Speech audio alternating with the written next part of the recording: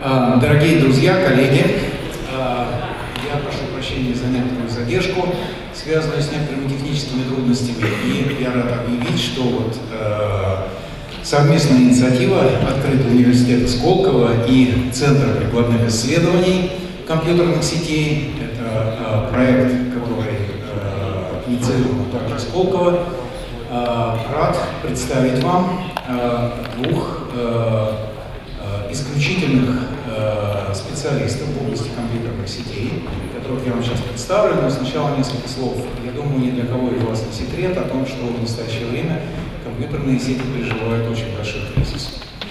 Трафик возможностей компьютерных сетей уже не удовлетворяет тем требованиям, которые предъявляют к ним современные приложения. Темпы роста трафика превышают темпы роста пропускных способностей каналов, поэтому проблем очень и очень много. И относительно недавно, порядка 5-6 лет назад, группа специалистов в Соединенных Штатах, она инициировала проект, о котором вам сейчас будет рассказано, и который стал основой для отработки архитектуры компьютерных сетей нового поколения. На сегодняшний день эта технология положена в основу интернета нового поколения, которая активно развивается в университетах Соединенных Штатов, то есть, в общем-то, с методологической организационной точки зрения повторяется путь первого интернета. И на сегодняшний день, как я уже сказал, этот проект охватывает более чем 100 университетов Соединенных Штатов. Ну, а сейчас я хотел бы представить вам тех людей, о которых я сказал. Это Скот Шенкер, Скот, профессор Университета Беркли, и МакКеон, это профессор Университета Стэнфорда, член Академии наук Соединенных Штатов Америки, Королевской Академии наук Великобритании. И этим летом он получил очень престижную премию Сиккома за создание этой технологии, которая на сегодняшний день активно адаптируется, используется, развивается уже промышленностью. Скот.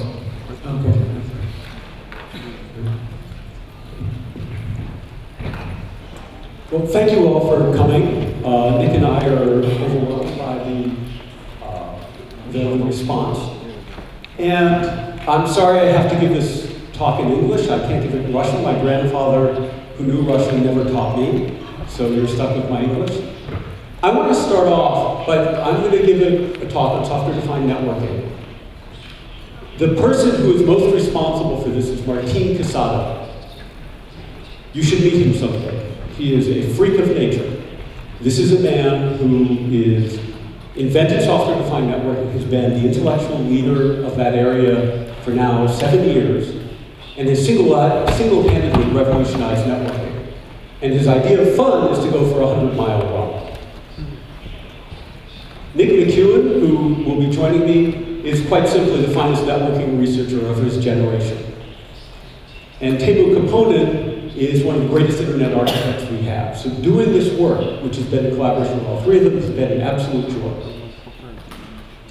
And there are many other people involved. I'm not going to give credit throughout the talk, but just realize there's a whole community of people working towards this. So let me start with some opening comments. I'm assuming that some of you know SDN pretty well, but most of you don't. So I'm going to gear this as a basic introduction in the beginning. So my apologies for those of you for whom this is a repeat. If you've seen one of my previous talks, this will look very familiar. What I want to caution you up front is that if you came here thinking that SDN is about some new great algorithm with a depth of brilliance, you're going to be very disappointed. It's not a revolutionary technology in that there's some brilliance to it. It's just a way of arranging functionality in a network. Now, that's not to dismiss it, because what is the internet? The internet is nothing more than a way of arranging technology in the network. There is absolutely nothing brilliant about the individual pieces of the internet. It is how they arrange the functionality. That's the same thing the role of software-defined networking plays. And then, after I give this basic introduction, I'm going to talk about some more general implications of what this advance has for networking more generally. So let me give you a short history of SDN to give you an idea of why we're here speaking about it. In about 2004, there were several research groups at Princeton, at CMU, at Stanford, and Berkeley who came up with some research ideas about how you might manage networks better. In 2008, what we now think of as the canonical form of software-defined networking was defined. That's the NOTS network operating system and the OpenFlow interface. So 4 years later, 3 years after that, the Open Networking Foundation was formed. This is the standards body that's overseeing software-defined networking. As you can see, the board is made up of companies you've heard of, and the members basically include almost everybody who's played any role in networking in the world. So this has gotten tremendous acceptance. And then in 2012, the latest Open Networking Summit, which is sort of the meeting of engineers in this area, was held. We had over 1,000 engineers and turned away at least half that many more. Google announced that they were using SDN for their entire WAN infrastructure. The thing you should take away from this slide is it went 8 years from initial research idea to very deep acceptance commercially. In some other fields, that's normal. In networking, that never happens.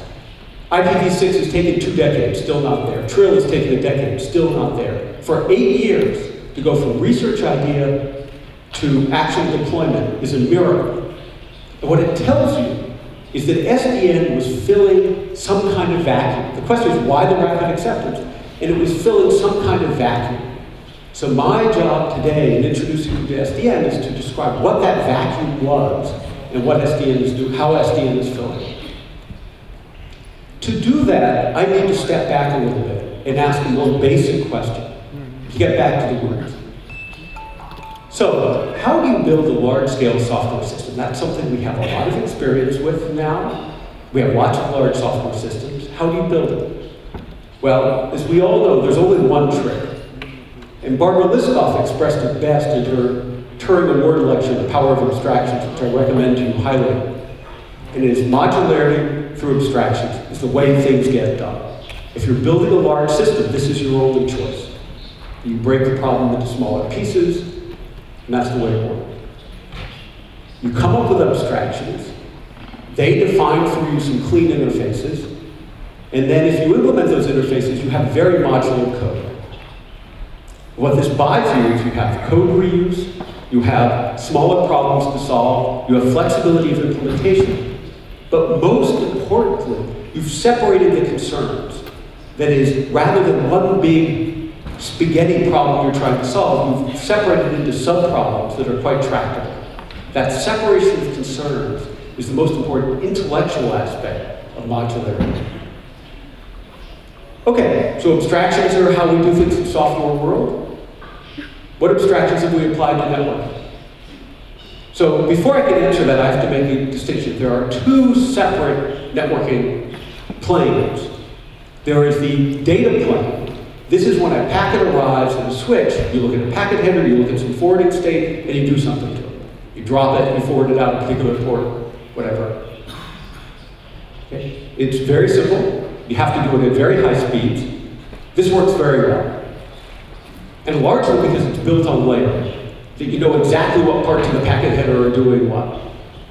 Then you have another piece, which is the control plane. This is what instantiates, which creates the forwarding state in the individual switches and routers. It can either be a distributed algorithm, like a routing protocol, or it can be manual configuration, like access control list, or it can be a centralized computation, like we do in traffic engineering. Now, the thing you need to know is that this is a disgrace to our profession. That is, the way we structure the control plane is terrible. Okay? So the data plane is great, but the control plane has been something people have complained about for decades. But when we talk about abstractions, we need very different abstractions because these 2 tasks are very different. So if you go to the data plane, you've got the standard layering. When you think of it in terms of the abstractions, you build your application on reliable transport. You build reliable transport on best effort global packet delivery. You build global packet delivery on top of local packet delivery. And you build local packet delivery on top of physical transfer of bits. You've got these very clean separation of concerns, and in each layer you can build a state-of-the-art new technique for doing it without disturbing the other layers. This is what made the internet great. This is the end-to-end principle made the internet great. So what are the abstractions in the control plane? Well, if you find some, tell me about it, because as far as I'm concerned, there really are no abstractions. There are many mechanisms. In fact, there are too many mechanisms. You have mechanisms for routing, you have mechanisms for traffic isolation, you have mechanisms for traffic engineering. Each one you build independently. There's no code reuse, no modularity. And they're not particularly functional. So the control plane is a perfect example of what not to do. It is mechanism without abstraction. So you have lots of mechanisms and no modularity, and not much functionality. Okay, so that's the vacuum. That's the vacuum. When I talked about why SDN has been so rapidly accepted, it's because we had no way of thinking about the control plane in a systematic way. So the question is, what abstraction should we use? So when you try and define an abstraction, what you do is you first want to think about the overall problem and figure out how to decompose it. So what does the control plane have to do? You're trying to compute forwarding state, and what do you need to know? You need to be able to control the individual switches. You need to tell each individual switch what to do. So you first need to be able to deal with an individual switch, regardless of whether it's from this vendor or that vendor. You need to know the entire network topology in order to decide how to route packets. And you have to then not manually, but you have to go in and configure each individual router and switch. Now, the way we've designed mechanisms in the networking world, every time you do a control mechanism, you solve all three of these problems over again. You start from scratch and you solve all three of them. So that's crazy. Okay, that's the error. Because this is why the control plane is so bad. What we want to do instead is need abstractions for each one of the tasks so they can be building blocks so that when you do your next control plane mechanism, you can reuse parts of it. So the rest of this introduction is going to be, what are those abstractions? What do they do and how you implement them? Okay? So these abstractions need to separate these three problems. So the first problem is you need to be compatible with the low-level hardware and software. That is, I need to be able to control an individual switch. I don't want to have to rewrite my code to deal with proprietary implementations. The second one is I need to make decisions based on the entire network. So we need some abstraction about the overall network state. And the third is I have to configure each and every individual switch and router. So what I need is some abstraction to make that configuration easy. These are the three, sorry about the numbering, I don't know what happened there. These are the three abstractions we need. So let's go through them one at a time. Abstraction number one. This is the forwarding abstraction. You want to be able to tell a router or switch in general terms, not specific to that vendor's model, what you want to have happen to the packets. Okay? So OpenFlow is the current standard for that. It was developed at Stanford by McKeown and others. It's a standardized interface. And you configure a switch in terms of flow entrance. You say, if the packet header looks like this, then take the following action. Okay? So if the header looks like this, take the following action. Now, there's lots of detailed design about exactly what matches you allow and exactly what actions you allow. But conceptually, it's very simple. Just I'll tell you what the packet looks like and this is what to do with it. And so the point is you could do that on every vendor's switch if they support OpenFlow without needing to know exactly whose it is. Abstraction number two. This is the network state abstraction. So the point is that currently routing protocols build up a picture of the network through a complicated distributed protocol. You don't want to have to rewrite that protocol every time you invent a new routing algorithm. So what you'd like is an abstraction that provides the global network view, have a reusable piece that does this. So you want to basically present a graph of the network. The way you implement it is something called the network operating system. This runs on servers in the network. This is not running on the switches or routers. This is running on servers in the network, just a few. And I mean, a few just for reliability, but in terms of compute power, one is plenty. And the information flows both ways. That is, the switches talk to the controller. These servers are called controllers. The switches talk to the controller, and so that the controller knows what the network topology is. And then, when the network operating system knows what it wants the switches to do, it tells them how to forward packets using the OpenFlow or some other forwarding model. So information comes up, configuration comes down. So let's compare that to how we do things today. So we've got a network of some switches or routers, and today we run these pairwise protocols, complicated distributed algorithms in order to figure out what to do on the network.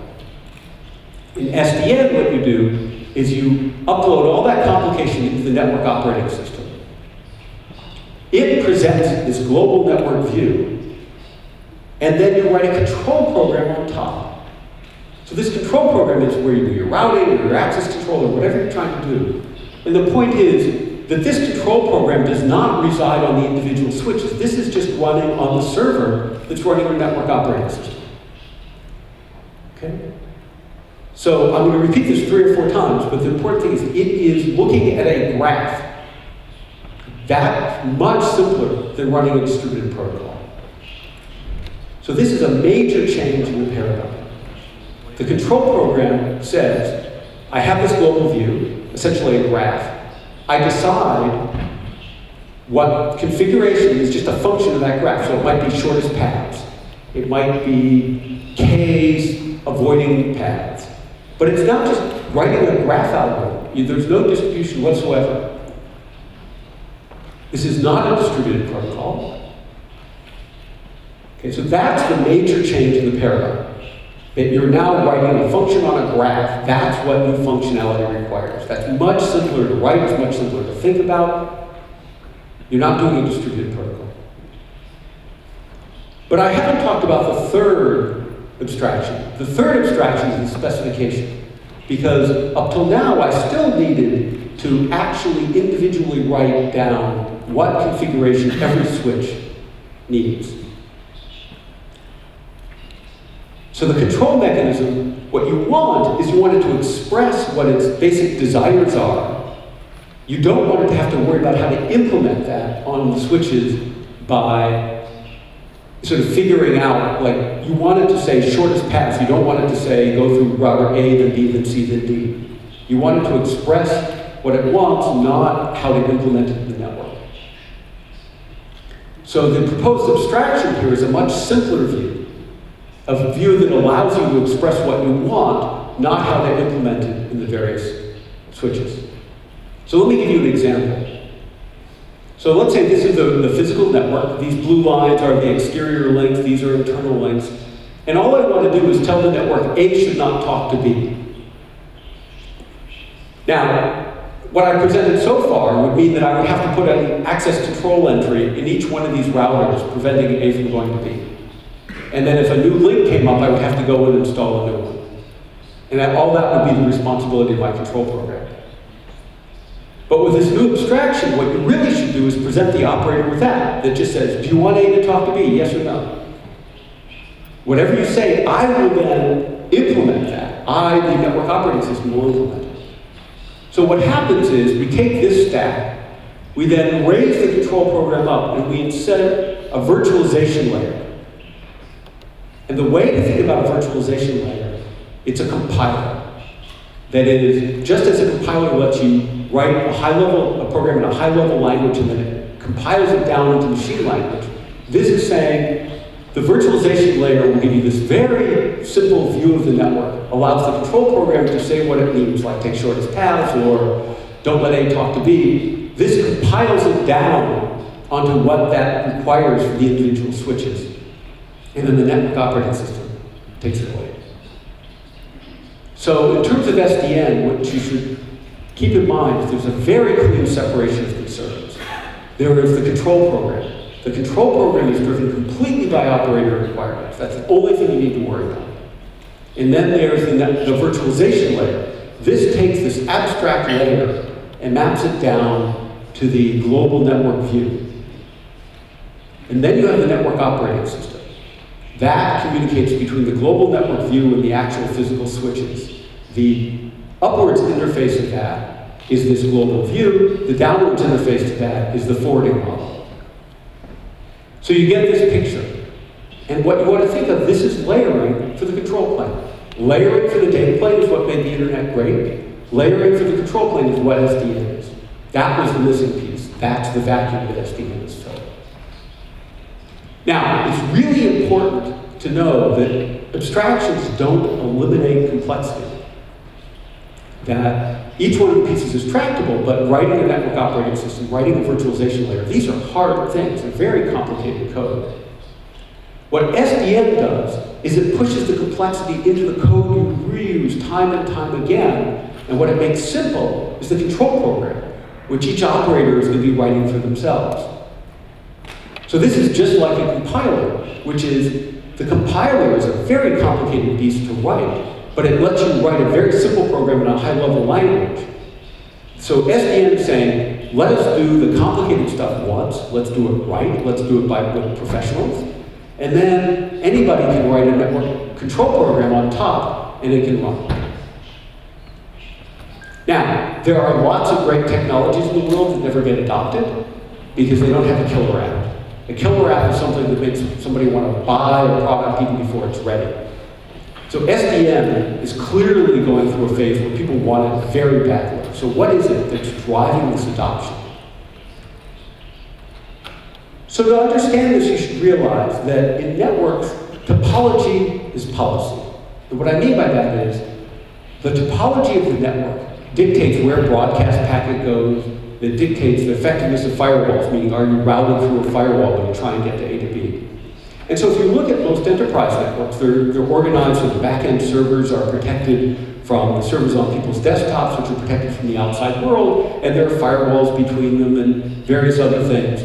That's the way you organize the network. Now the point is, this is not a policy that is explicitly stated. This is just the way you organize the topology. Now everything is moving to the cloud. You would like whatever policies you want in your home network, whatever you have in your home network, you would like them implemented in the cloud. But you don't have these logical policies. What you have is a topology in your network. And so what SDN allows you to do is specify that virtual topology, that you go to your hosting provider and say, this is the topology of my network, and this host sits here. Like, let's say it's on somebody's desktop, or let's say it's a back-end server. And the hosting provider then can implement the appropriate policies. And it's because SDN enables you to virtualize the physical network and provide these commands on an abstract network that allows you to do this. You cannot do this today with any current technology. So this is what people are paying money for. This is driving the immediate adoption of SDN. So, you know, when I give my lectures when I'm teaching networking, I realize at the end of every lecture that people are going to walk away with, you know, 2, maybe 3 things. And so I'm going to try and boil this down to, if you're going to remember anything, there are 4 things you should remember. The first is, SDN is a set of abstractions. It is not a set of mechanisms. SDN is not OpenFlow. SDN is not a network operating system. SDN is the way you break the technology up into these layers of functionality. That's what's going to last. SDN is not a distributed protocol. SDN is, that now mechanisms are merely writing functions on a graph. And not only that, but that graph is an abstract graph. It's as simple as possible to accomplish the goals you want. And that network virtualization is the killer app. You know, cloud computing is big, we virtualize storage, we virtualize computation, we have finally virtualized networking. So we now have a full virtualization story, and that's what's driving the adoption. So that's the basic introduction. Let me step back a little bit and say, okay, fine. So this is going to make network management easier and better, but so what? Okay, so, that certainly, in my daily life as an academic, the fact that data centers run a little bit better doesn't really change my life. So what are the broader implications of SDN? The first thing is SDN clearly separates the control plane from the data plane. That is, in today's network, sort of the control plane is implemented on every switch and router. So those switches and routers are doing both control plane and data plane computations. Here, the network operating system runs on servers. It is completely separate from the data plane. What this means is it changes the deployment in the business model. You buy your software for SDN, you could buy it from a completely different vendor from the vendor you bought your hardware switches. So it's changed the economic model completely. The other thing that changes, and this is going to be the subject of something Nick is going to talk about extensively, is it also changes the testing model. Because you now have very clean abstractions for how to test the hardware and how to test the software. And I won't say more about that because Nick's going to cover it. But this is another big implication. Also, networking becomes more edge-oriented. And what I mean by that is if you think about the things that people want to do, the virtualization, the access control, and so forth, you can do that at the edge. You allow the core of the network merely to deliver packets from one end to the other. And current technologies do a really good job of that. What they don't do a good job is these other things. And you can implement them at the edge. So the point is not to make every individual router have to do lots of complicated stuff. You want to just push it all to the edge and implement all the complexities at the edge. And this has two important implications. The first is that it makes SDN incrementally deployable. Because in the edge, which is either, typically if you're in a data center, it's some host with a virtualization layer, or if you're running Linux, there is a software switch. There is already a software switch in Linux. So chances are your packet is passing through a software switch before it ever hits the physical network. That software switch is OpenFlow enabled. That is, it's already ready to participate in an SDN control plane. And so now you can incrementally deploy SDN by merely setting up some servers, running some control software on it, and it talks to these software switches. So you can, in many settings, you can deploy SDN without ever touching any of your physical hardware. And more generally, networking is becoming much more software-oriented. All the complicated forwarding actions are being done in the software at the edge. And the control plane is software. So, when we started off, it was a bunch of networking people doing SDN, and it was software-defined networking. We focused on details of the networking. But it's really driven by software. That software is really what's going to revolutionize the industry. We are programming the network. We are not designing distributed protocols. We are focusing on abstractions. We are not worrying about packet headers. This is not what networking people are used to. So it will completely change the way we do our work. And in particular, we will innovate at software speeds, not at hardware speeds. So let me end with a couple of slides. One of the implications of it being software is that it then networking can become more formal. One of the nice things about software is you can have very clean abstractions. And when you have these clean abstractions, you can make things much more rigorous. And so the most lasting legacy of SDN, I think, is not going to be because data centers go better. It's going to be because we can now reason much more cleanly about what's going on in networks. So I'm going to give you two quick examples. The first one is, so far the picture I've given you applies to a data center or a small enterprise network. But what if you're a global network provider? You've got a network that spans the entire world. How would you use SDN for that? How do you scale it up? So the scaling is not really one of numbers. It's more of, you don't want to have a central server sitting in, let's say, London, and then when my network, when a link comes out, that I can't use my network in Palo Alto because the connection to London went down. You need to have some kind of locality of control. So what you do is you define an abstraction called a logical crossbar, a logical switch, that is a distributed implementation of what a single switch looks like, which is it has some exterior ports and it does some forwarding, follows a forwarding table between them. So you define this abstraction, and then out of this you create a hierarchy of these things. Now that sounds pretty simple, but look at what it gives you. It turns out that you can do it in such a way that if there's a change to the network, you don't go through endless iterations of a routing protocol. The change percolates up, and then the fix comes down, and you're done. So you have a bounded convergence time. And not only that, this is something that no network protocol today guarantees, that every packet will be handled either by the old state or the new state. You have a transactional model for changes to the network state. We don't do that in networking. But now that this is in software, you can have this kind of transactional behavior when you make a change. And the second one is troubleshooting. And again, Nick's going to cover this, so I just want to give a high-level view that now that you have these clean abstractions, you want to know, you've got this complicated software in SDN, you want to know where's the error. And these clean abstractions allow you to identify where in the stack that error occurred, because you can look at whether these abstractions are consistent. And then you can replay the system using the outside events of link failures and so forth. And rather than deal with a log of 10,000 events, which is what you do today, you can actually replay and pick out the minimal causal set. That is the smallest number of events that reproduce your error. That's vastly better than any network troubleshooting tools today.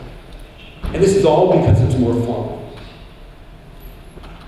So, for my last slide, what I want you to think of is not about SDN being some great advanced technological. SDN is merely an effort to make networks normal. And what I mean by that, I lost my slides.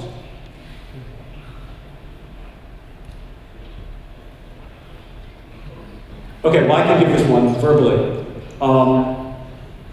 You want your hardware to be cheap and interchangeable. You want your functionality delivered in software.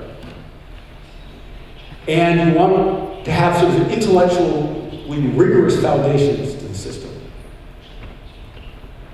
So this is what every other field in computer science has. If you think about computation, if you think about databases, if you think about these other things, you have these basic, actually, forget the ignore the slide. So you have these basic components that all work. Cheap hardware, flexible software, deep intellectual foundations. And all SDN is doing is making networking come up to where the rest of computer science is. With that, thank you. And I can take questions.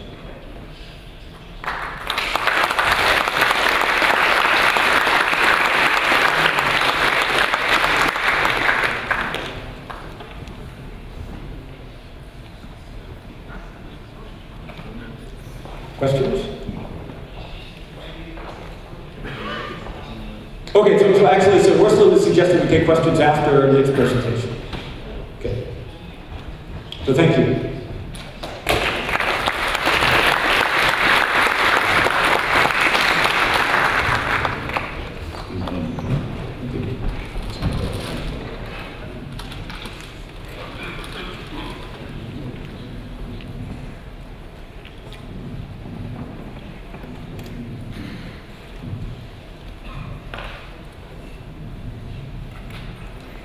So hello, thank you. I always love listening to Scott because he brings great clarity to ideas that were started out as something complex, and he's able to boil it down to something which is much simpler, much clearer, and much more elegant articulation. And so if you're looking to learn more about what Scott just said, I would highly encourage you to go and watch the YouTube videos that he's made that describe this abstraction. Send it to your friends, forward it to others, because it'll give you and help other people to understand this. if we could move to the slides, that would be great.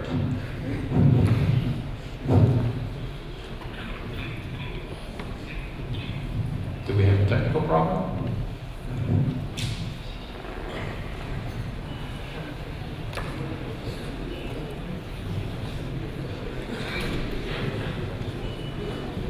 Yeah, I can show you what's on the computer if you want.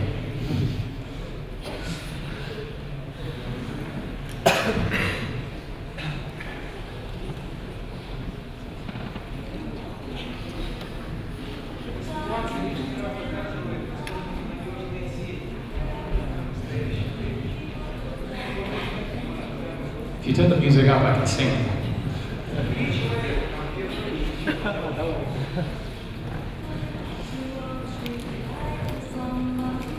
Пришло.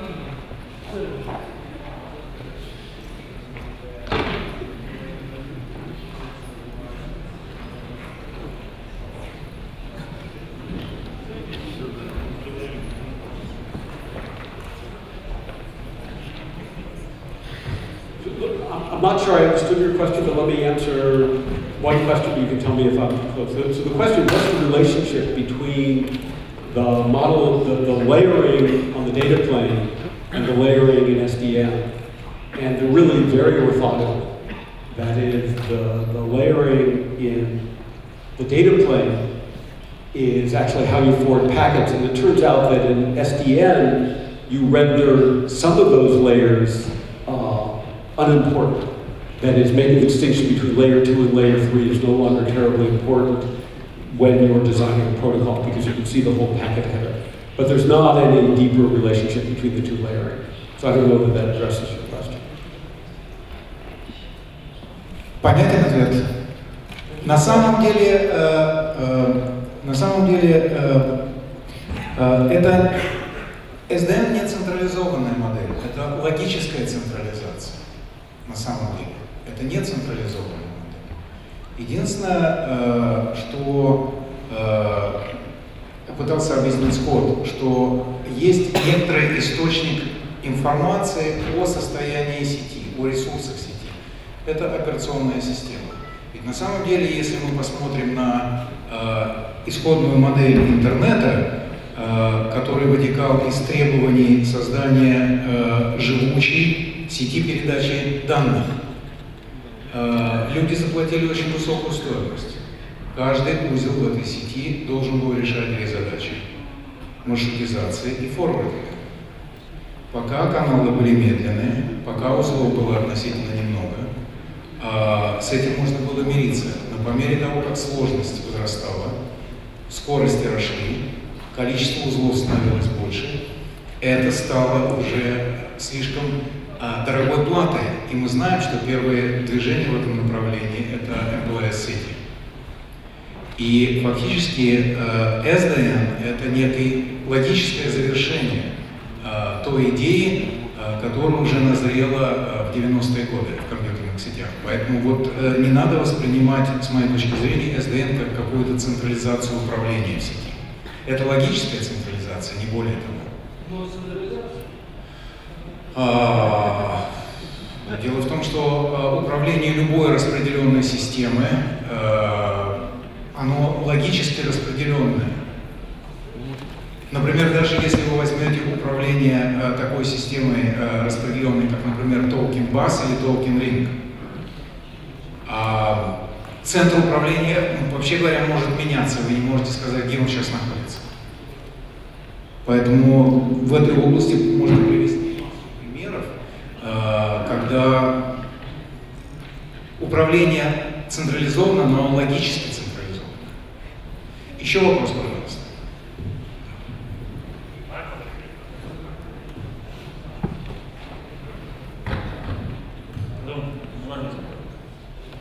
Okay, I have two questions, right? Well, the first question will be about your presentation. During your presentation, you mostly focused on graph models, computation, graph, and so on. But during the last years, we see that networking research focused mostly on flow-based control, not, let's say, graph computation, and so on. The first one focused on, you said routing? No, you talked about graph, computation on graph, logical representation of the networking graph, yes? Yes. But currently you're talking about mostly flows in the network, the controlling of flow on data flows. Right. So the same model that I described applies directly to flows. That is, actually the first implementation of an application on top of nodes was a per flow based thing, so that you can do that. But what's important is that the decision you make about a flow is based on a graph. That I look at the graph of the network, and then I might have some other information about people. But I have a store of information that is centrally collected, and when a flow comes in, I make a decision. The fact the result of my decision is to put in per flow state, rather than overall routing state, from a conceptual point of view, it's no different. Okay, but what about aggregation? If we talk about flows, you said you make decisions based on per flow basis. What about aggregation? Is it possible to make per flow aggregation? We've got the dynamic reverse. You're the operator. You tell me what you want the system to do. If you want to do aggregation, you do aggregation. If you want to do per flow, you do per flow. So SDN says, you know, control operator, you do what you want, and we'll just make sure we implement it. So that it's not, SDN is capable of doing any of those things. And so you just have to write an application that does it. And you can write a per flow application, you can write an aggregated application, you can write a static state application, and SDN works just fine. Thank you. And second question will be about, during the last years we saw great impact of network ASICs in case of scalability and throughput. So networking moved, let's say, from data link layer, networking hardware moved just from network layer to application layer. So it means that we can make, let's say, up to application processing in hardware. Do you agree with this? Do I agree we can do it? Yes. And now you're proposing to do something in software. What will be impact on throughput and on network performance in case we move to software-based model? So I think, again, I would reverse it. That it takes 3 years to put something into hardware, minimum. If I'm dealing with application level functionality, which changes very rapidly, I would much prefer to do it in software. And if you're worried about software not being able to do this fast enough, just realize the software is running on the host that created the packet. Creating the packet is a much more intensive thing than doing any kind of per packet processing you would want to do. And so that the amount of overhead, that if you've got a multi-core switch, that filling up a 10 gig link takes a portion of one core. So that unless you're doing some very deep semantic search in the insides of the packet, you can easily do that in software. Okay, I saw the next presentation about, let's say, SDN benefits in network in terms of reply, time of reply from the network server. But have you any comparison between, let's say, traditional network and SDN in terms of performance? Let's say in case of throughput, delay of switching, decision performance, and so on and so on. Okay, go. Because I think that'll maybe we can answer that afterwards, maybe in that context. Я прошу прощения, мы продолжим сессию вопросов и ответов после презентации Ника. So yes, I would encourage you to send this to all your friends, just to embarrass Scott. If you are in any doubt about whether this technology is being deployed, I would encourage you to watch this video. You can spend your whole time on YouTube.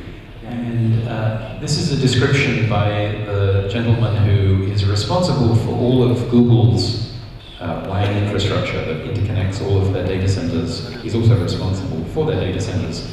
And he gives a description of how they, beginning January of 2012, they changed their entire WAN, interconnecting all of their data centers around the world to use this technology. But the really interesting part of that talk is that he explains why and the benefits that they get. And it will echo many of the things that Scott just explained. So if you're interested in getting started with this technology and want to learn how that you can experiment with it on your own, I would encourage you there's a tutorial. If you search for it, it will actually give you a more general tutorial about SDN in general. It just has this name at the present time. There's also an emulation environment called Mininet that you can download, put onto your laptop or onto a server, and then be able to run experiments of your own. You can then take that code using control planes that have been created by the research community and take those and put those into an experimental network as well. So it's designed for SDN networks in particular, and pretty easy to use, I think you'll find, and it's pretty high performance, so you can emulate networks of a fairly large size. So if you just search under the word Mininet on a search engine, you'll find that. So the main topic of what I want to talk about today is how to make SDNs work. And this is really, this is work that a number of people have been doing. And the main point that I wanted to get across is that with SDNs, with software-defined networking, we can do some things that we couldn't do before. First, we can formally verify that our networks are behaving correctly, that they're doing what we intend them to do. And the second thing is that we can identify bugs. So identify problems that are active in the network and then track down the root cause. So that's the main, the main discussion, the main description that I'm going to be giving next. And really the thing that you want to give you a hint that this is a topic that's coming up in the next few years, if you go and look at the academic literature, you'll find that there's this sudden growth in a huge number of research papers that are coming from places like Berkeley, Princeton, Stanford, Cornell. They're places that have, in the last few years, been looking sort of at the next generation of networking, and this sort of gives you a hint that that these topics, and they're all basically in the same area of trying to exploit what Scott had described as this formal foundation, this more formal foundation of networking that SDN brings, and then from that be able to more precisely define the operation that we want and check that that is actually happening in the network. So we've seen this picture before, packet forwarding, network operating system, then on top of that the abstract network view provided by the network virtualization, and then the control programs which are functions of that view sitting on top. So from this model, once we have this model, then it allows us to break down the functionality. So at the top I have a very silly little program which I might write as a control program. If I have a packet that looks like this, then drop it. That is then compiled down through those layers and ends up as being compiled into the lowest level instructions of my network, which are the match plus action or the header plus action tables at the bottom. So when I have this well-defined structure from top to bottom, it allows me to think about how I would make it work, how I would make the entire system work. But it's helpful to take a step back and say, how do other industries do this? So as Scott had said, in some ways networking is a bit backward. It's a bit behind the curve of industry in general. And let's have a look at what some other industries do. So probably many of you are familiar with what the ASIC and the semiconductor industry does. The chances of making a mistake when building an ASIC could cost you $10 or $15 million.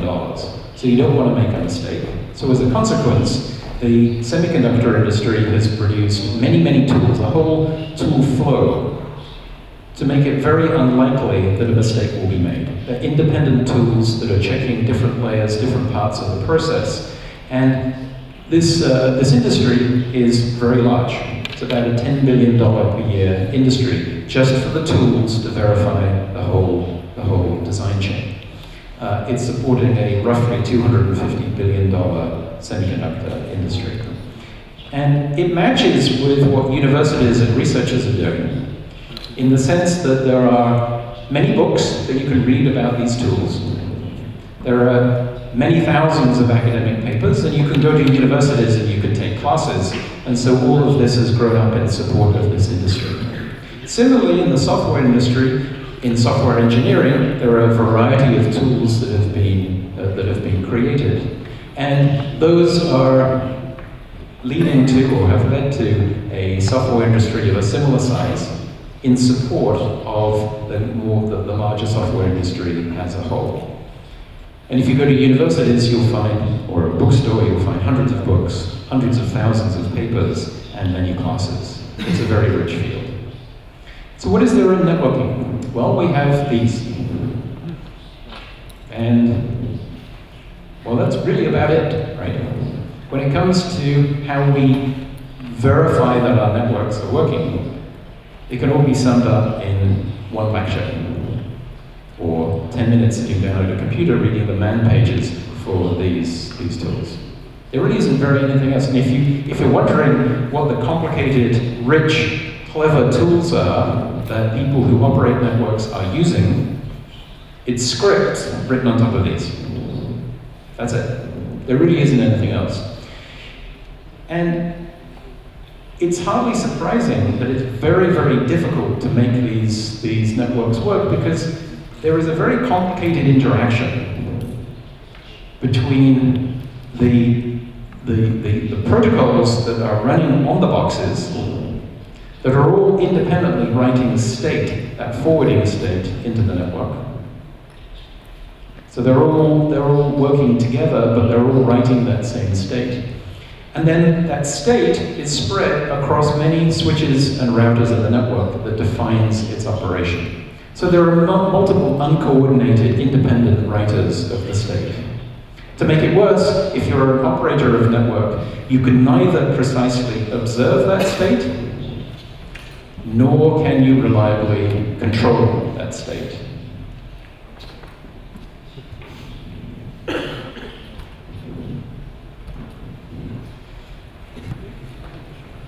So as the network operators, they can neither observe all of this state in their network, and they can't control it. And in fact, when they're using those rudimentary tools, what are they doing? They're trying to sample the network by probing it with packets to try and get some inkling, some idea of perhaps what the state is.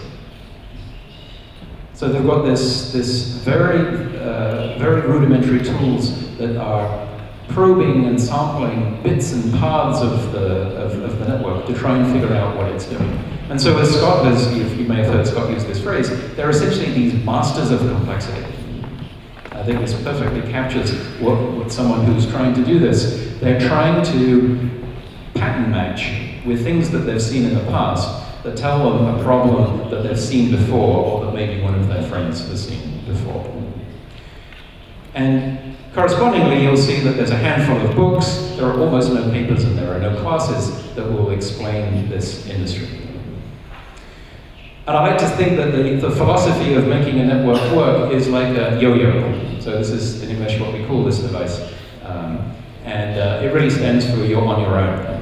Because this essentially is what the networking industry is saying to people who operate networks. We provide you with no tools, no means to manage the infrastructure of entire organizations, of entire countries, of entire governments. So, hopefully that will change, and I want to explain why it is that software-defined networking should be part of that change.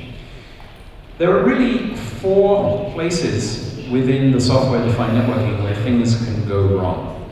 And we can expect that those will go wrong. I'll just carry on for now. They would be in that software compilation layer, that virtualization plus operating system layer in the middle. So it could be that what we define does not get compiled down correctly. So there could be errors in here. There could be errors in the programs that we write. So when we write the control programs, we might make mistakes. There could be errors in the tables, the forwarding tables that capture the forwarding behavior of the network. In other words, even though we've written the correct program, maybe the compilation layer is working correctly, but in the process of writing them into the tables, they're written incorrectly.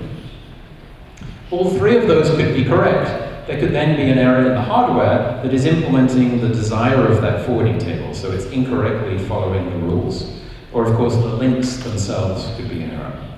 So there's really four sort of types of error. If we can understand each one of these and be able to either understand, check, observe, verify that things are the correct behavior at each of these layers, then we have a much greater chance of ensuring that the network itself is operating correctly. And ultimately, if we can first of all verify that what is happening at the top is what we want, and that is accurately performed by the network at the very lowest level, then we have a very high level of assurance that our network is doing exactly what we intend. And this is very different from how networks work today, where you go and you configure things through a command line interface, and you kind of hope that it's doing the right thing. So I want to describe three things that, so we're going to now shift to a more technical, detailed portion of the talk, and describe sort of three particular things that we happen to have been doing in the last year on those tools that will help us with this verification of the network behavior and to be able to understand where it goes wrong. So I'm going to go through each of these in turn. The first one I'm going to be talking about is the automatic checking of networks. And this is work done primarily by the three people here. A couple of students at Stanford on the left, and George Varghese, who you may know, very well-known networking researcher and professor from UC San Diego. And in this work, we're motivated by the desire to answer very, very simple questions that you would think that you'd be able to answer of a network today. So there are very simple questions which are surprisingly difficult to answer if you pose them to a network today. Things like, can A talk to B? If you were to go to the network and say, can A talk to B? Well, how would you do it? You would have to go into A and then send a ping message to find out whether it can talk to B. You can't ask the network, is that possible? You would actually have to go and perform that experiment. What are all the packets that A can send that could reach B? So this is a slightly more difficult question. What is the set of all possible packet headers that A can launch into the network that will reach B? There is no way you can ask that of a network today. Who can A talk to, and how? Are there any loops in the network? Not only loops for a particular forwarding mechanism, but there are also ones that go through a transformation of headers as I go through the network. Some complex interaction between different layers of layer 2, layer 3, layer 4 on the loops that exist in the network. Is some group provably able to not talk to another group? Have I provably isolated them so I can be absolutely sure that they can't communicate for security reasons? And a much more mundane question, what happens if I go and remove a forwarding rule? What happens to the way that the network operates? So all of these questions today are essentially not answerable for the current networks. But in this structure, they become much easier because that forwarding behavior is captured in these tables down here. So they're captured by the match plus action forwarding rules in the tables. So if we can be sure that they're doing what we want, then we have some level of assurance that the network will be behaving as we intended. So one way to do this is to have a static checker, something that sits outside of the network, independently verifying that behavior of the network. That would be one way to do it. It could be taking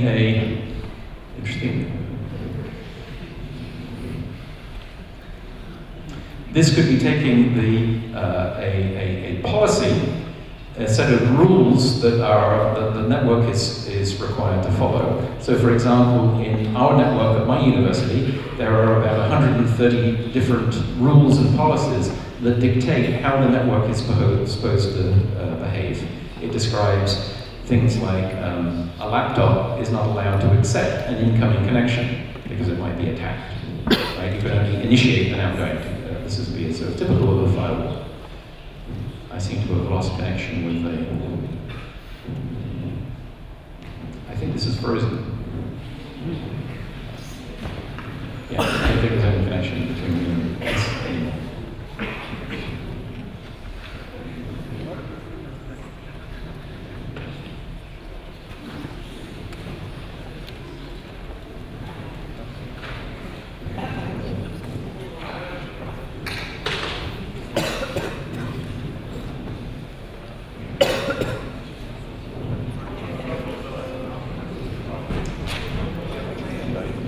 So, I'm actually going to propose something different. I have a feeling that if we were to continue, we're just going to continue to have this problem. Okay? So, I'm going to stand here and I'm going to talk. Can you switch the slides off? I'm just going to talk for a few minutes without this, because I think this will just become a distraction for the audience. So bear with me. And I just want to make a few comments, and then I'm going to suggest that we have some questions so that I can answer some of the things that are on your mind. So to summarize what's going on here, so if you think of those 4 layers of abstraction, those 4 layers of that control mechanism for the network, if we're able to formally capture what is going on in each layer and check that the input to each layer matches the output from that layer in terms of its intent, then we're doing something which you may recognize that the semiconductor industry has been doing for 20 years, which is to check that the input to each layer of abstraction, whether it's going from definition of function at a high level, to the schematic, to the place and route, through to the synthesis down to gates, and then the place and route of those gates, and then the turning into the transistors. Those layers of abstraction which have been developed for that industry have led to tools that will check and formally verify that the input to each layer will match the output. That's really all that we're doing here, and all that I'm describing, is that we're able to determine that layer by layer, or top to bottom, we're able to verify that that intent has been matched all the way down to the forwarding rules. But there is still something that can go wrong. One thing that can go wrong is whatever is happening at that lowest layer that is being implemented by the forwarding elements, whether they're hardware or software, those forwarding elements might also not be doing what they're supposed to. They might have the right forwarding instructions in terms of the tables, those match plus action entries, but they might be misimplementing them. They may not be doing the right thing. That may be because of a hardware failure, it could be a memory failure, it could be a chip failure, it could be a link failure, or it could be a malicious intent that someone has forced it to do something that it was not supposed to. So even if we know that every box in the network has been loaded with the right set of forwarding rules, with the right instructions, it could still actually be misbehaving. So this is something that we can do with the hardware of a network, the forwarding of a network, that we cannot do with a microprocessor today, which is to validate that what it actually does matches what the programmer had originally intended. Because in a computer, you would actually have to be running another computer next to it. But because networks are so much simpler, they perform much simpler tasks, they're just following the rules of how to process a packet through the network. Once we have a formal definition of what we're trying to do, we can issue test packets into the network. They could be coming from boxes, they could be coming from the edges, they could come from special boxes in the middle, they could be a function of every switch that they generate these through the network. And you can ask the question of, is the network actually implementing the forwarding rules that I had intended? So then that begs the question of, how do I do that? How many tests do I need to perform? Because the space of all possible rules, the space of all possible packets, is so large? Well, it turns out that networks tend to be extremely structured. The forwarding rules of one switch tend to be very highly correlated with the forwarding rules of the next switch and of its neighbors. This turns out to have a huge simplifying consequence for the way that we test networks. It means that we can generate a relatively small number of tests, and I'll give you some numbers just sort of to maybe whet your appetite, so you might want to go and learn more about this. If we take a network like our Stanford backbone network, that backbone network is interconnecting about 35,000 users on our campus. I'm not going to use this. So if you could just switch it off, that would be best.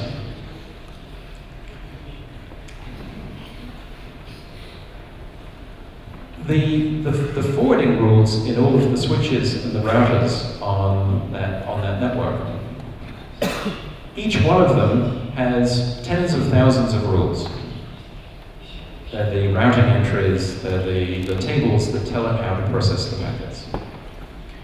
And you might think that it would take hundreds of millions or billions of packets that would be generated in order to test it.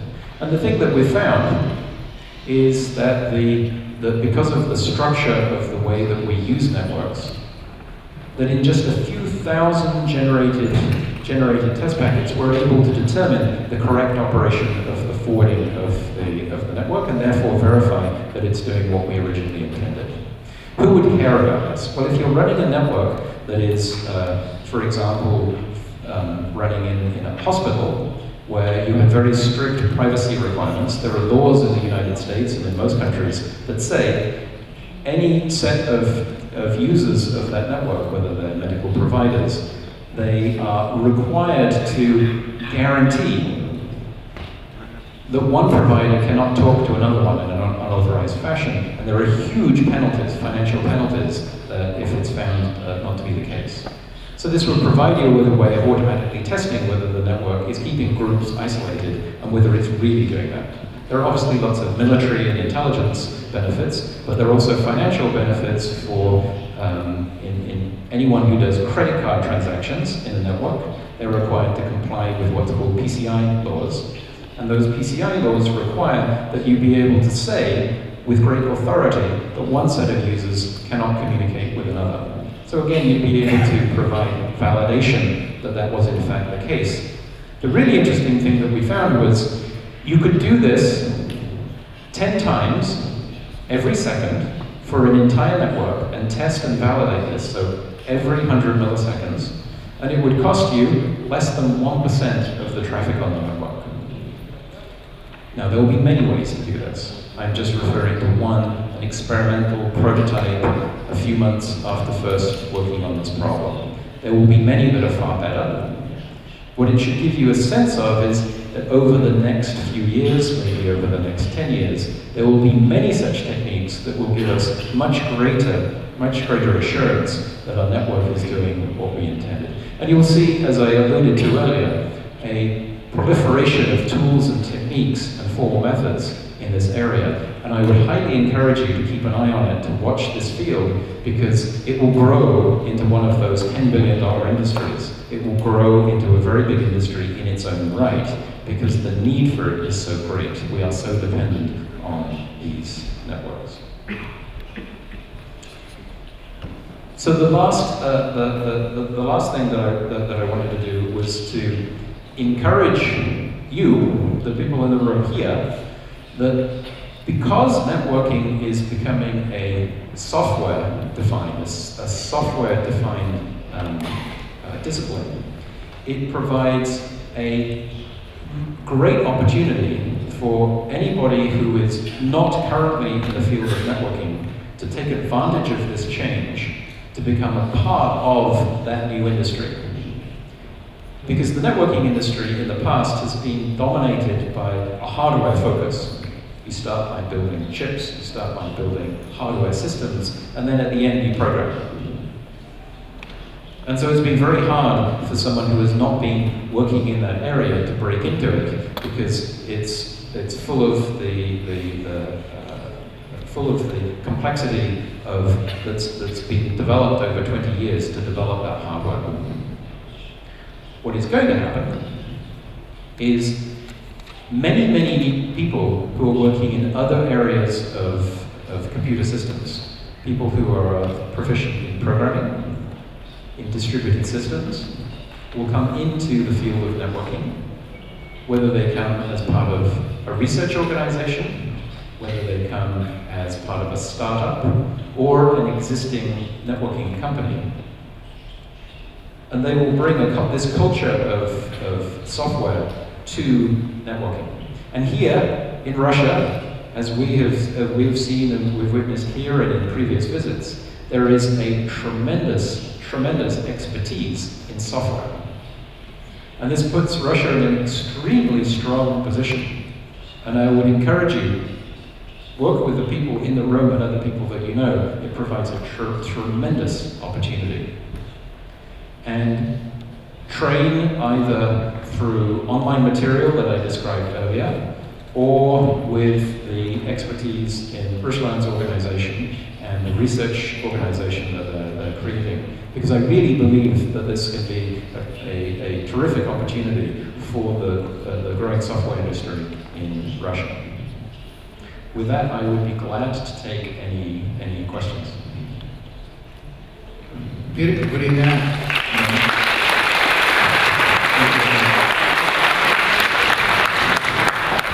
Ну, первое, я хочу слово дать Эдуарду Продакову, кто хотел задать вопрос. Только большая просьба, кому вы адресуете свой вопрос, называть. Вопросов много.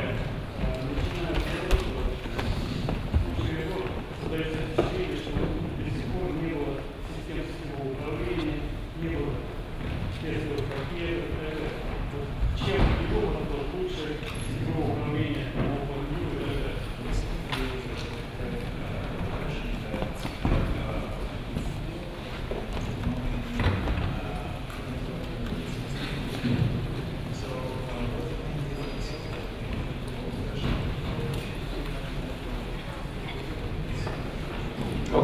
So the question is, if I understand it correctly, was so clearly there are big networks today, and clearly they mostly work.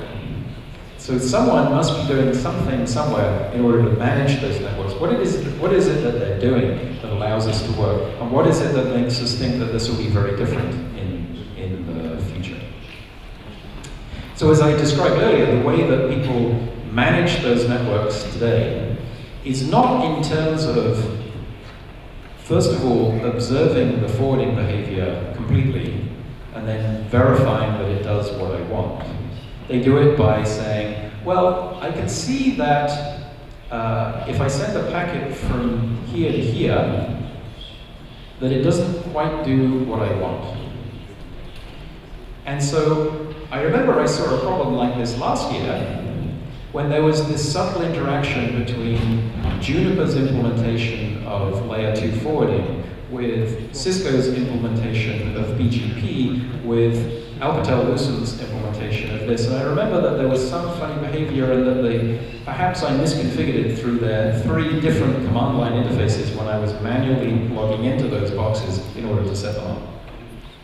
So it's pattern matching like we would do for, it's more of an art than a science or a full process. And so you end up with people who have many years of experience. They are fantastically smart. And our networks will not operate without them. They become an essential ingredient of managing a network. And the problem is that we cannot reproduce those people fast enough. We cannot make copies of them fast enough because the expertise that they have has been accumulated over such a long time. My network administrator at Stanford, we live in fear that he's going to retire sometime soon because he has 25 years of experience of running this kind of network. And organization after organization lives in fear that these people who keep these systems working And we like to say in California they all have ponytails, because there's just a whole different expertise. If I go to a data center and I observe the people that are managing the servers and the software, they don't have that same, they haven't had to have that same level of experience, because they can see what's going on. There are many, many tools because it's all open, it's transparent, there are open interfaces, there are standard ways of doing this. There is software available that allows them to both see and modify the behavior of that system. And so the computer industry has developed those techniques to give them a greater ability to observe and then to control. And because we don't have that tradition in networking, we've never presented this so that mere mortals like me and like others who can then go and manage those networks.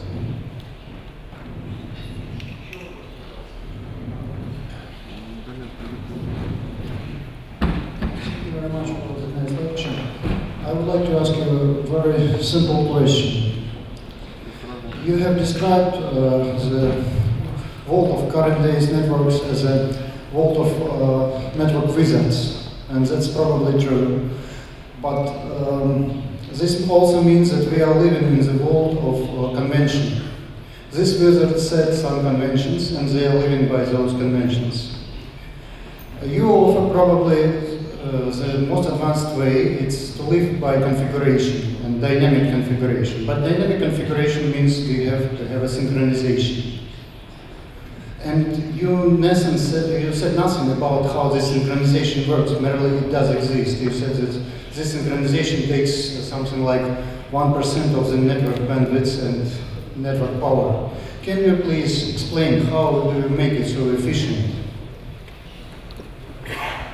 So the question is a really important one, and that is, if you are trying to control any system which is distributed, then you need to understand up front which state needs to be held in a consistent fashion and which does not, and how do I do that? So let's first look at how it's done on with the existing protocols, and then I'll contrast that with how it will work with, or how it works with SDN. So if I have a router today, a complex router, if I go and buy a commercial router today, it has in it chips. It has a sort of a control system, and then on top of that it has features or protocols. It might have protocols for routing like OSPF and BGP, and it will have many of these independent pieces. Each one of those, solves that problem that you described, right? And it's been defined and tested and run over many years, that each one will do that. Each one will have its own way of exchanging with its neighbors enough information in order to keep all of that state consistent. Some of it will be with its immediate neighbor, some of it will be with the network as a whole, like you're probably familiar with OSPF, where the entire local network will be familiar with all of the state of that network. The problem is that each of these is solving the same problem over and over again. The ones that have been around for a long time have stabilized, and they actually do it pretty well. The ones that have done it more recently, have been created more recently, are not that good yet, but eventually they'll get that. But because they're all doing it in a different way, they all suffer from the problem that not only will they individually potentially fail, but they can actually make each other fail. In an SDN environment, you solve this problem once. You're solving the same problem. It's not a different problem, it's the same problem. But you get to specialize and solve that problem once in order to create that consistent state. So now you can use the techniques from distributed systems, which have been developed over the last 10, 15 years, in order to be able to get the state that you need to be consistent with a very short time scale. You can devote more resources to it in order to make that consistent. And that for which you can be more lazy about and then have a consistency that happens a little bit later. You can you can devote less resources to that. So in the end, you're producing a graph of the network that is being created typically by a number of servers that are communicating in order to be able to produce the consistency that the control programs need on top. And the consistency that you need will depend on the size of the network. If you're in a small, relatively slow changing network, the consistency that you would need, or the speed at which you need that consistency to be true, is slower. So in an enterprise network, that would typically be of the order of hundreds of milliseconds or even seconds that you would need that consistency. If you're operating in a data center where you've got millions of flows coming and going, huge amounts of communication, where you have entire logical networks moving around, you may need that consistency to be accurate within milliseconds, and so you'll devote more computation to it. So it will slightly depend on the environment in which you operate. But the key to remember is not that this brings in a new problem. It takes a problem which is being solved many, many times and boiling it down to solve it just once on behalf of all the programs that run on top. Еще вопрос, пожалуйста. Добрый день, спасибо. У меня вопрос немножко такой прикладной. Вот, если я правильно понимаю, эта идеология, методология организации сети, она на стадии такой лабораторного, что ли, да, какого-то исследования находится.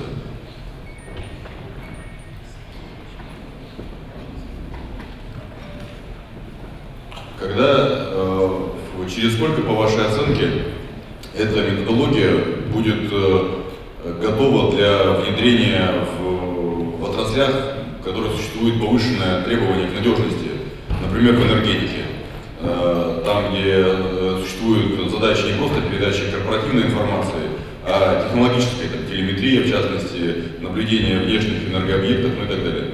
So if I understood the question correctly, it's that this is obviously a technology that emerged out of academia, and I think the question was, when will that move from academia into industry? Is that correct? Would that be correct? Когда можно эту технологию будет не просто перевести в промышленную эксплуатацию, а внедрять в отрасли, где уже сейчас существует повышенное требование к надежности передачи информации, в том числе технологической. Oh, okay, all right. So, are you familiar with eBay?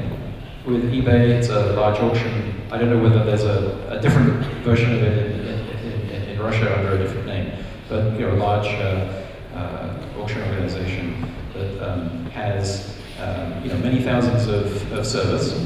Their entire service today, runs on this technology.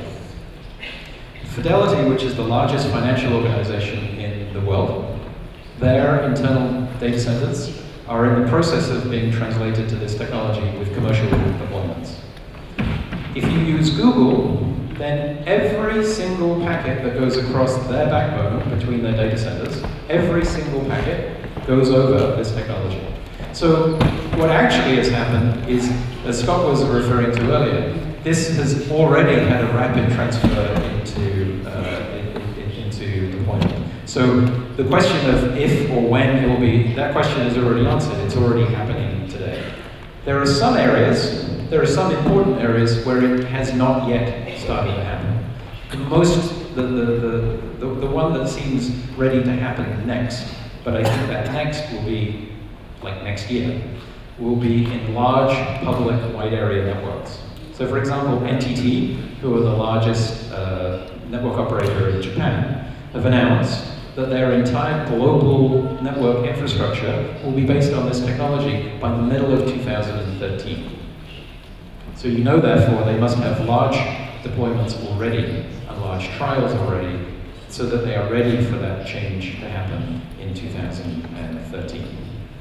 So in the public wide area networks, it'll happen over the next few years. They're very slow moving.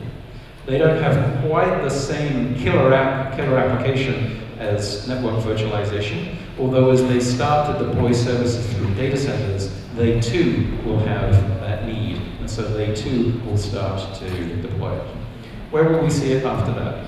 In enterprise networks, so the ones that operate a company network or a college campus network, it seems that one of the greatest needs that they have is to get better control of all of their middle boxes. So on a typical corporate network today, they have as many middle boxes doing intrusion detection and load balancing and firewalls and NATs. They have as many of those boxes as they have switches and routers. And they're all sprinkled around the network because they have to sit between the outside world and the users to protect that organization. And it seems that there's a big need and a strong need to be able to have more control over where they are placed. So if I can take those and just move them off to the side, have a smaller number of them, and then when I have traffic that needs to go through them, instead of putting all of my traffic, then I just plumb or direct that traffic to go through them on an as-needed basis. So it gives me more flexibility to define how things are routed within my network. So if I need special processing, I can put it through that special processing. So for someone who's operating a network in a corporate environment, it can give them more control over these middle boxes. Another application where you'll see it, this will be a little bit further out, another scenario will be for home networks. Today, I manage my home network, you probably manage your home network, and those home networks are getting more and more complicated. And if the operators who sell us the internet service, they are spending more and more of their time answering phone calls and service requests from customers who can't manage their own home network. So in the United States, this is becoming a big problem, that they spend a significant amount of their time and money not managing their network, but managing my network, because it's getting so complicated and I depend on it so much. And the typical home network user is not very sophisticated, and so you want to have as much control done outside of the home as you can. So here, you can expect there to be much more of the outsourcing of management and control of home networks to be taken over by outside organizations. Whether they could be commercial, they could be free, they could be open source tools, they could be closed source tools, where somebody will take over the management and control of that network. And in fact, we'd be looking to demonstrate that this is already true. In fact, my own home networking works exactly this way. My own home network is run from a control plane, like Scott was describing, that runs as a process running on a virtual machine in Amazon's EC2 about 1,000 miles away. And it sits and manages any transfer of communication within the home. And it means my graduate students can now manage my network and I don't have to anymore. Я бы от себя добавил, что один из показателей зрелости технологий является процесс, называется слияние и поглощение, который начался сейчас на рынке. Я хочу напомнить, что в июле месяце этого года была объявлена беспрецедентная сделка, когда Несира была куплена VMware за совершенно сумасшедшую цену — $1 миллиард 260 миллионов долларов. У меня простой вопрос. Я пользуюсь услугами телевидения и услугами интернета. Если я смотрю какой-то канал по телевидению, там ничего не заражается ни вирусами, ни хакерскими атаками. Делается ли чего-то для того, чтобы аналогичная ситуация была в интернете, чтобы компьютеры не выходили из строя, не надо их было ремонтировать и так далее. Спасибо.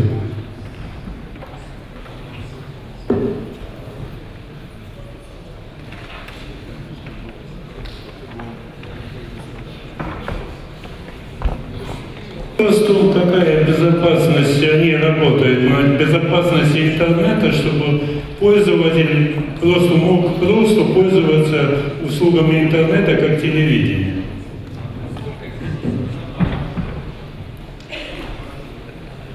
So if I understand the question correctly, we could say network security is a big problem, right? So the security of our networks, and if I may answer the following question. What does this technology do to help me make my network more secure? Okay. So I think let's think about what that means. There are various ways in which networks are insecure today. So one way in which a network will be insecure today is that other people can gang up on my network and flood it with data.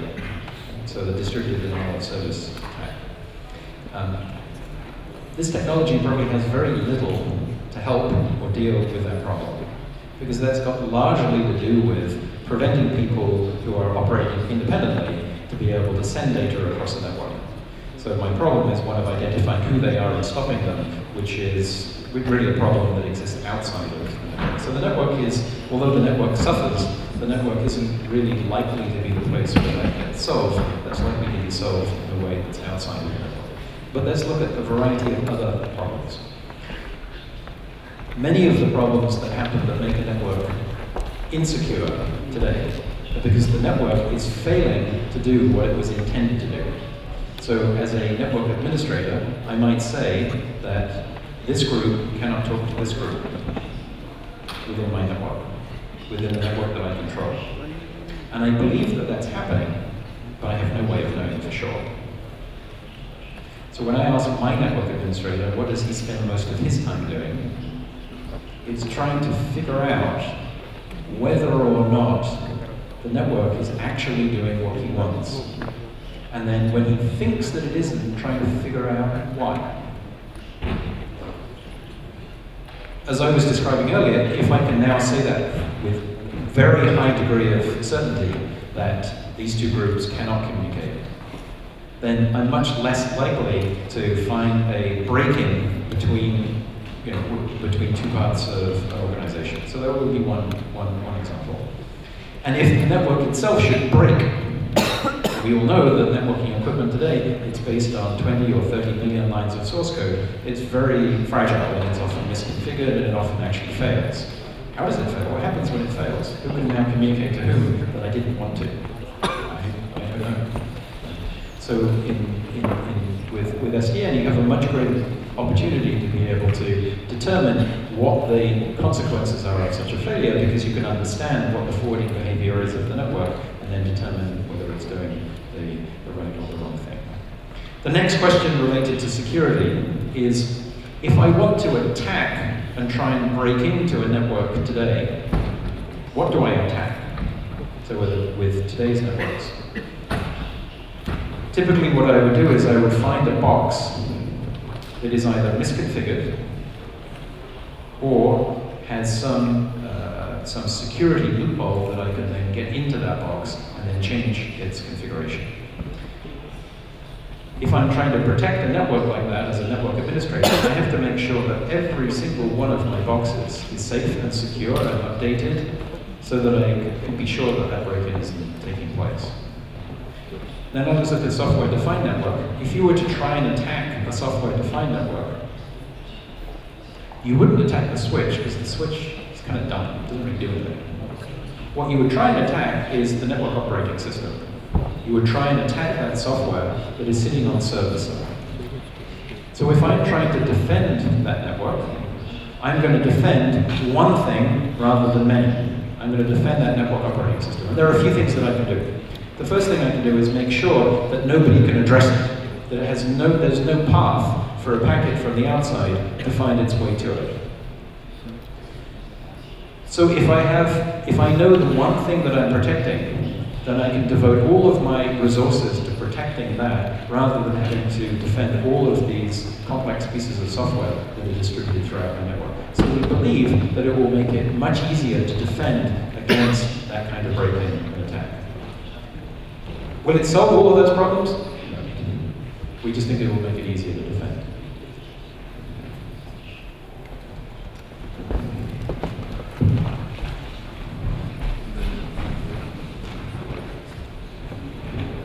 Здравствуйте.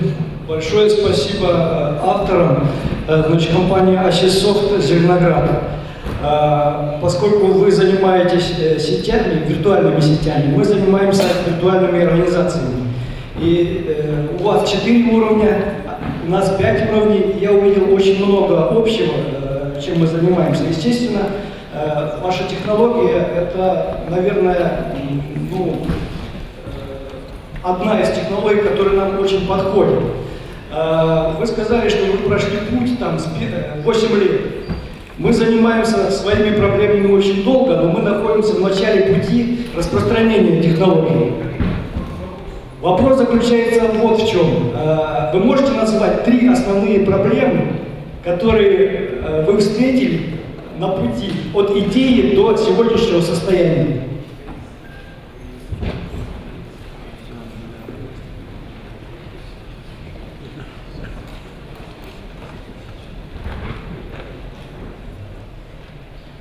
So what were the main problems well, it would be wonderful if life worked in the following way, that you set out with an understanding of something, a sort of a clear articulation of it, and then you work systematically towards creating it. As you know, life isn't like that. Often you only understand when you're finished what it was that you were trying to do, and what were the problems that you encountered along the way. Let me just say a couple that come to mind. The first one was, this is both a problem and it kind of made it fun as well. That when Scott and Martin Sauer and I and some others started to think about this technology, we realized that that it was kind of interesting from an academic point of view. It was going to be much more interesting as an industry method and an abstraction and a changing paradigm. So the question then, how do you bring that understanding to industry, to an industry that has a strong vested interest in the status quo and how things are done today, in a way that can be heard, right? How do you do that? And as academics, we're not very used to doing that. So we had to think about alternative methods, a variety of alternatives, to make sure that would be heard. Because one way that we typically do in academia is we write papers and then we publish them. So that's great.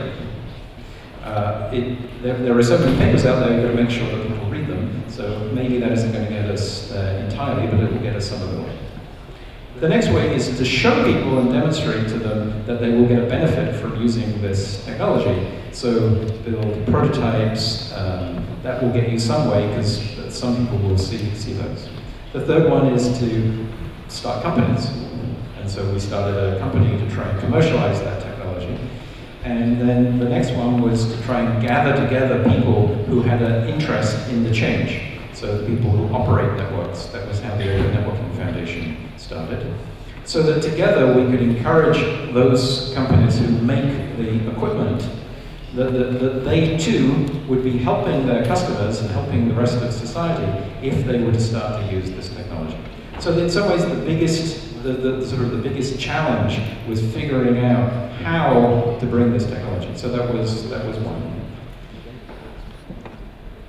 The second one, which I think continues as a challenge, is to find enough people with an expertise in distributed systems.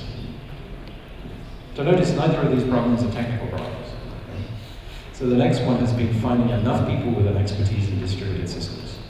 And we mean something very specific here. Because if you go to networking companies, companies that make networking equipment, they will say they have lots of distributed systems engineers. Mostly, they're engineers who program embedded systems. They start from hardware and then they program it to do something. But what's really needed is people that come from a background of building large distributed software systems of the type that are used in big data centers and data warehouses today. And there are very few people who have had that expertise. And so we need a training and access, and we need to find many people to come into networking so who can bring that expertise to apply to this problem. The third one is figuring out in an environment where you have a huge amount of state how you bring that state together in a way that is understandable from control programs that are written above. And I would say that there are many solutions to this problem today, but this will change a lot over the next 10 years as people learn more. And so I think that that technical challenge of how you gather together a huge amount of rapidly changing state into not the bringing it together, but presenting it to the control programs in a way that is useful to them is still a lot of change and innovation is happening in that area. Maybe one more question? Thank you, Ник. Я хотел бы дать слово вот сейчас Екатерине Морозовой. Добрый вечер, привет. Я представляю здесь фонд Сколково, Открытый университет, который является партнером и соорганизатором этой лекции. И хочу поблагодарить за сегодняшнее мероприятие, в первую очередь, наших замечательных выступающих, господина Шенкера и господина МакКеона, и наших партнеров из числа резидентов фонда Сколково. У нас сегодня уникальный случай, когда мы с вами все находимся в такой сложной конфигурации, когда самая перспективная технология встретилась с самыми перспективными резидентами фонда Сколково на площадке, временной площадке самого перспективного открытого университета, который пытается организовать доступ к самым современным знаниям для всех категорий наших россиян. Поэтому я очень благодарю вас за то, что вы нашли возможность посетить наше первое мероприятие в этом учебном сезоне. А коллег я благодарю за уникальное и очень профессиональное выступление, которое, безусловно, один из лучших образцов того, как надо в профессиональной, в то же время интересной форме доносить информацию о том, как изменится мир завтра. Спасибо. Я понимаю, что многие из вас не... Дело в том, что уже 9 часов и наши гости устали. Я знаю, что многие из вас хотели бы задать вопрос. Значит, я предлагаю некий компромиссный вариант. Вот я сказал, что есть Центр прикладных исследований компьютерных сетей. Вот здесь написан электронный адрес info@arccn.ru. Пожалуйста, шлите ваши вопросы. Каждую неделю мы проводим семинары. Если вы пришлете письмо, зарегистрируйтесь, мы поставим вас в лист рассылки, и вы сможете участвовать. Также хочу сказать, что сейчас мы ведем формирование команды, и те, кто желают примкнуть к этому проекту, где много возможностей, где много точек, где надо приложить интеллект, голову и руки, you are welcome. Спасибо вам большое.